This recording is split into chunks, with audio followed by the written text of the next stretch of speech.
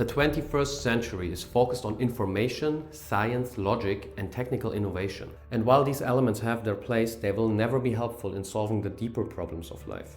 How to handle loss, or how we should deal with other negative experiences, or how we can help our children find deeper meaning in their lives. This wisdom can only be found within us, and your dreams are your gateway to find it. But David, I never dream. I can guarantee you one thing, my friend. When you watch this video and you create the will to dream, then you will dream tonight. Hello, I'm David and welcome to my channel. I know, the term dream analysis, it sounds so fancy, but it's actually not that difficult. So in this video, I'm going to give you practical steps and tools how you can learn to analyze your own dreams. And in the beginning, I will explain you how your dreams communicate with you. Embark on this process for a time and you will think you can literally look into the future. The following definition is inspired by psychiatrist Dr. Phil Stutz. He says there are many different kinds of dreams. Some are representing our desire for the fulfillment of a wish that we have. Others are representing our fear that we have towards a future situation. Or others are showing us an experience that we have lived through. Those dreams are like a warm-up for the important, the real dreams to come, which usually emerge in times when something is happening in your life, times of change. When you stand at a crossroad, for example, and you have to take a decision, which leads your life in either the one direction or the other. It's those times when those real important dreams are coming up and they're trying to transmit wisdom to you. Unfortunately, the modern world confuses wisdom with facts. We are drowning in facts, but no amount of factual information is going to lead you in that decisive moments of your life. Wisdom is a higher form of power, a bridge between you and the universe. And it transcends your normal thoughts and enables you to move into the right direction towards your most meaningful path, towards your purpose. It's something highly individual. The truth is, though, that we are fighting our wisdom with our egos. Our ego thinks it knows best and it won't accept a higher form of wisdom that it would have be subordinate to, So that leads to a standstill, aka a regression, because you're either progressing or you're regressing. There is no real standstill in this life. Many people are single-mindedly focused on their careers or on gaining status.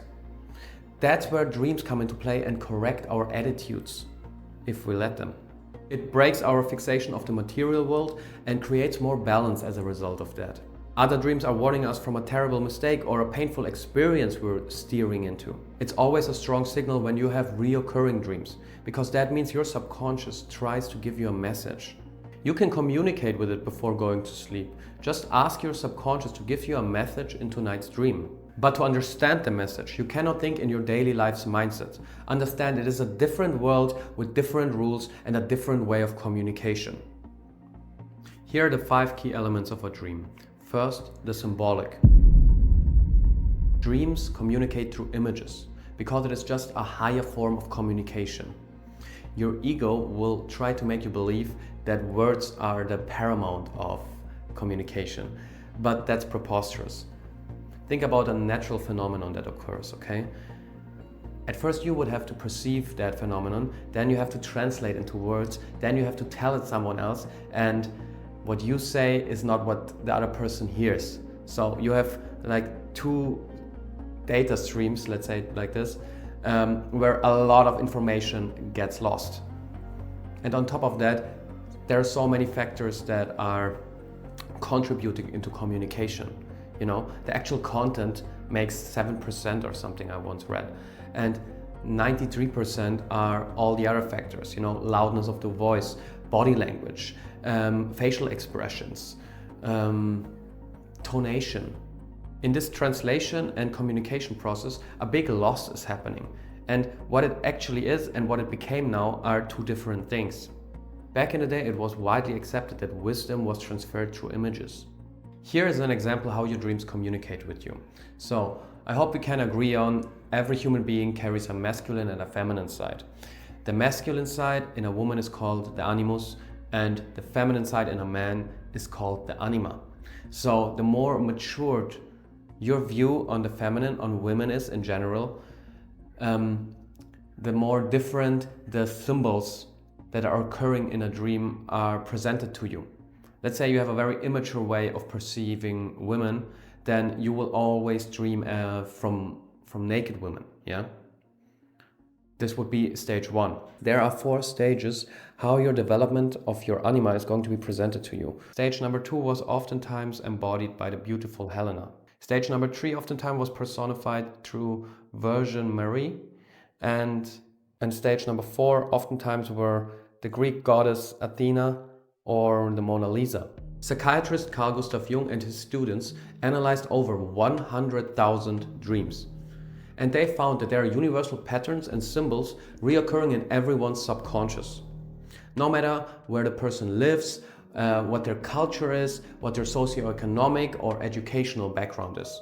For example, a boy in a tribe, okay, in the jungle, and a farmer's boy in Japan, they could have, get the same symbol when entering into the man stage. Let's say it would be the Egyptian god Ra. I just make this out of the back of my head. This is not the right symbol that occurs, but just as an example. You can be sure the boy in the tribe, he has never seen the god Ra, but still the same symbols are coming at the same places, That's just showing the connection of our subconscious, of the collective unconscious. And it's those exact symbols that arise in myths or in art or even when you take psychedelics. And due to all these similarities, Jung coined the term archetype. No matter where you're from, watch Star Wars and you will understand Darth Vader as the archetype of the evil. Other archetypes, for example, are the mother, the father, the warrior, the king, the fool, and many more. Yeah? Just remember, when an archetype is occurring in your dreams, it means your personal unconscious and the collective unconscious are connecting. Second point, the interactivity. Don't confuse the word symbols with something static, like a mathematical sign. Dream symbols are different. They are alive. In your dreams, you walk among them and you interact with them. You might get chased by them or you even eat them, But the dreamer mustn't confuse dream symbols with similar looking things from the reality. Otherwise, he or she will misinterpret the message. There is always an objective level, what objectively happens in the dream. And then there is the subjective level, what it subjectively means for the dreamer. Point number 3, I mentioned it earlier, reoccurring dreams. If there is an important message for you, you will receive repeated dreams or a whole series of dreams about one topic. Jung says the dreamer gets confronted until he takes the lead. And it can be confusing sometimes because dreams might show you one and the same topic in completely different ways. For example, there is a need for creativity in your life, and it could be shown to you by a birth in the dream, or it could be shown to you by simple gardening. The desire for power could be a meeting with the president or by working out in the gym. Understand, your ego is the thing that gets confused because it doesn't like that freedom of communication, It wants things to be controlled and unified. Number 4, inner world. Dreams are paradox. They lead you into another world which is in you. And you get a chance to look at the parts of yourself you're otherwise avoiding. They could even be separated from you in that dream. A lion, for example, could stand for your suppressed anger. A baby for your higher self that could be born by experience, or a beggar could be standing for your shadow. Do you want to grow? Then accept your shadow and confront it. 5th, we have the structure. Most dreams start with an introduction in normal circumstances, followed by a call to action, like a discovery or a challenge. At that point, the setting becomes more frightening, more exotic, or more fantastic, because that's the moment when you enter the collective unconscious. The last part is about how you can resolve the situation, how you can find a solution. This emotional ups and downs, they're part of emotional maturity. And the Greeks called this catharsis. All right, so far so good. Now I'm going to show you how you analyze your dreams, Buy this book, the Book of Symbols. Start analyzing your dreams by writing down every symbol that you can remember, because every symbol stands for one part of your psyche. Okay, let's say the only thing you can remember is that there was an elephant somewhere in your dreams. You look in the book for the elephant and then you read the text very, very present and very carefully.